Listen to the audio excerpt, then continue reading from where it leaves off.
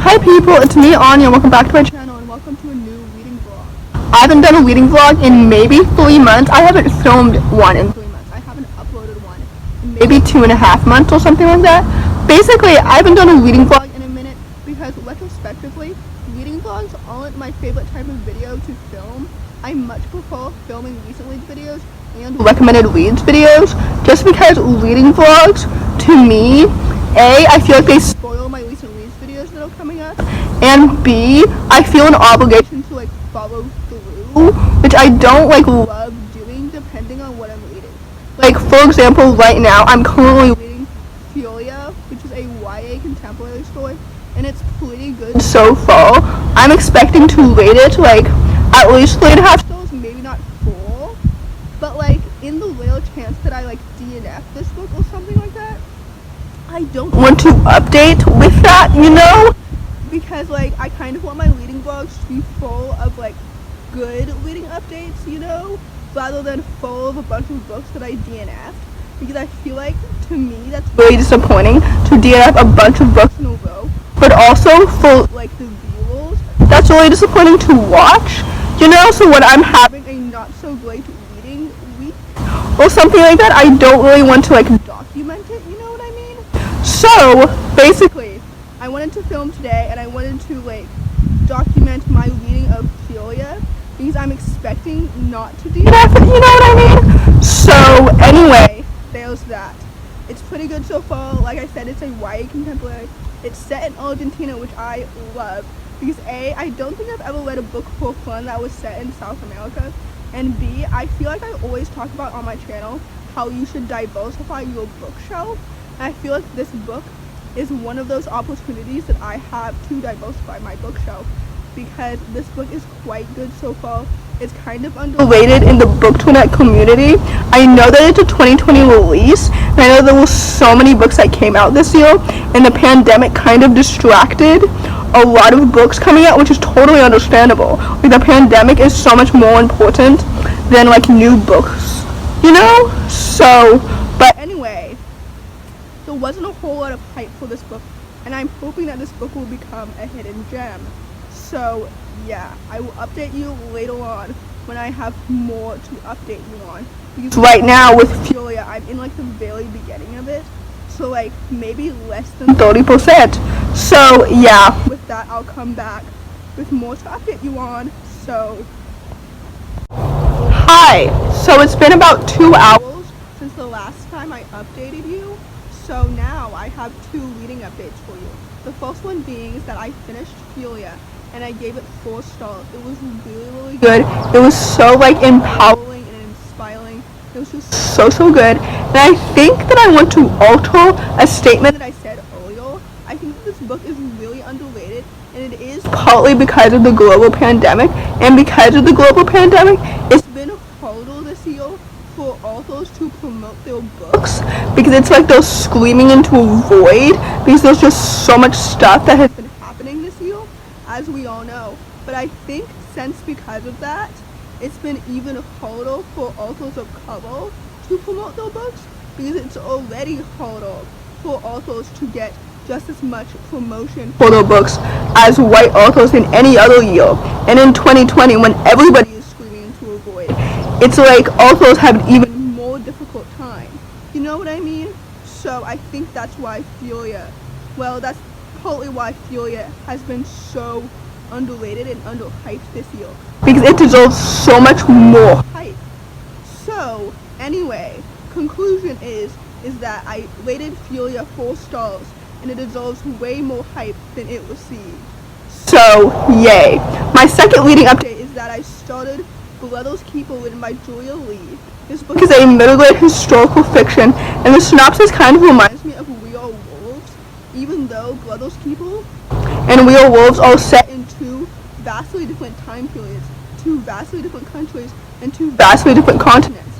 But I'm so excited to read this. I think that it's going to give me insight into a time period that was kind of glossed over in my school's history, because this history didn't really impact me in my country, you know what I mean? Personally, you know what I mean? I think you get it. So basically I'm really excited excited to gain insight, but also to read a nice, like, timely story. I love historical fiction because it just gives me insight into a time period that, like, for example, I just said, my school's history books kind of glossed over, you know, so I like that I can gain insight from it, and it also gives me just a nice story as well, you know. I love it when historical fiction stories give me insight and education as well as a nice solid story too. So I'm hoping to get that from this book. So yeah, that's my reading update. I'll come back later to give you another one because I will probably finish Brother's People by tonight since it's middle grade. That just means that it's like shorter than YA, you know what I mean? So anyway, there's that. Hi people, so it's the next day. I have 2 reading updates for you. The first one is, like I predicted, last night I finished Brother's People. I thought it was good and solid. I ended up giving it 3.5 stars. Unfortunately, it didn't have the same emotional impact as Real World, and I think that's maybe because I had my expectations a little bit too high. But the story was there, it was solid, I did learn a lot from it, which we love to see it. My second reading update is that I finished another book. I finished The Silence Between Us, and this book is another underrated YA contemporary, and typically I would say, and for what? But I think I have a theory as to why this story is so underrated. The same way Furia is so underrated because it's written by an author of color, or rather partly because it's written by an author of color. I think that this book is underrated partly because it's written by a disabled author. And like authors of color, disabled authors are also part of a marginalized minority group. So their books don't receive as much hype as like other books that are written by able-bodied authors, which is so frustrating and so annoying because I can count on one hand the amount of books that I've read this year that are written about or written by disabled people, which is so sad because I know that there's so many other books out there that I just don't hear of because they're written by disabled authors, because the publishing industry at its core is ableist the same way that it's low-key, like, racist. I don't even know if I should say low-key.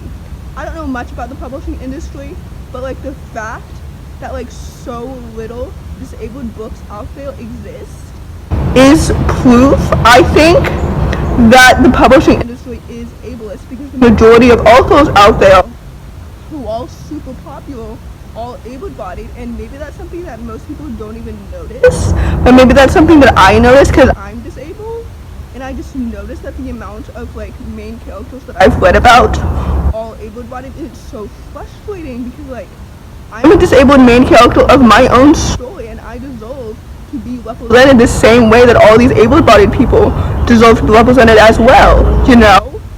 And it's just also so frustrating that the majority of disabled characters that I do end up reading about are white.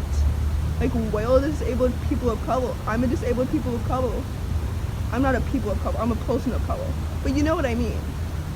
So anyway, so there's that. I really enjoyed The Silence Between Us. I rated it 5 stars. I'm so excited to talk about it in my next recent reads video, which maybe I'll film tomorrow.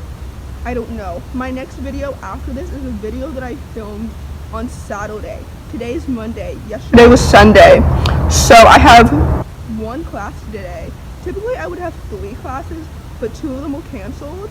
So I only have 1, unfortunately. I'm the type of student who hates it when my classes are canceled because I love going to class. I really do. I feel like that last sentence sounded like sarcastic, but I genuinely love learning so much, and I just love going to class. Even though like all my classes this year are all online because of the pandemic. So anyway, there's that. That's my reading update. Now I'm going to read A Spark of White Fire, which somebody talked about on Twitter briefly, and I thought it sounded cool because again, it's underrated. I feel like this reading vlog is just me reading a bunch of underrated books, which we love to see it. So I'll be back later with more of a reading update when I have read more of A Spark of White Fire, which by the way is YA science fiction. I think it's a retelling of some like fairy tale that I've never heard of, so that's cool. So yeah, I'll be back later. Hi! So in conclusion, I want to wrap up this vlog. I want to wrap it up with my final thoughts on all the books I read. So, I gave Furia 4 stars. It was really good. I gave Brothers People 3.5 stars. It was good, but not as good as Furia. And I ended up giving Silence Between Us 5 stars. It was absolutely so good. As for Spark of White Fire, I ultimately DNF'd it. So, there's that. So, anyway, in conclusion, if you enjoyed this reading vlog, please don't hesitate to give it a big thumbs up. Comment down below why you enjoyed it. Comment down below if you missed reading vlogs. I realized retrospectively when I was vlogging that I don't really miss vlogging. So this reading vlog will probably be my last reading vlog of the year, which isn't like that dramatic because 2020 is literally ending in like 2.5 weeks or something, you know? So yeah. Thanks for watching. Subscribe to my channel if you're new, and I'll see you in my next video. Bye!